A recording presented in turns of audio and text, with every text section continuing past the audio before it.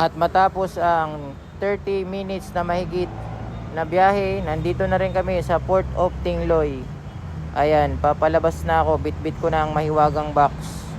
Maglalakad na ako sa mahiwagang tulay. At ayan, tinanong ko si kuya kung saan yung sakayan ng tricycle.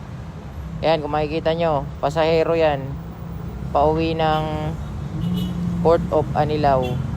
At nandito nga ang pilahan ng tricycle, kaya dumiretso na ako.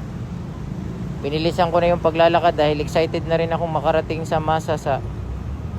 Dito kami pinadaan dahil kung makikita nyo, may blue na logbook. Ang sabi isusulat daw, pero hindi ko na sinulat yung pangalan ko. At dumiretso na kami dito sa tricycle driver. Ayan, kinausap ko saglit at sumakay na rin kami. At ayun nga, umalis na si kuya. Ang sabi 80 pesos ang pamasahe papuntang Masasa.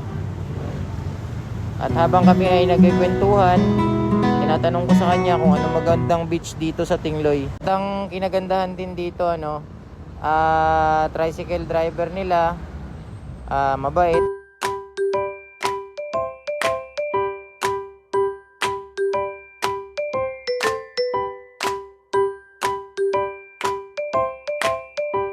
At matapos ang mahabang biyahe sa tricycle, ito naman, habal-habal naman ang sasakyan natin sa halagang 50 pesos.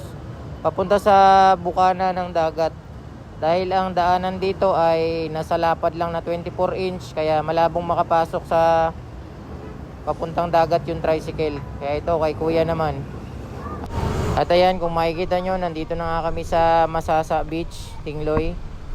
Ayan, kung makikita nyo, dinidevelop pa yung mga under construction, no?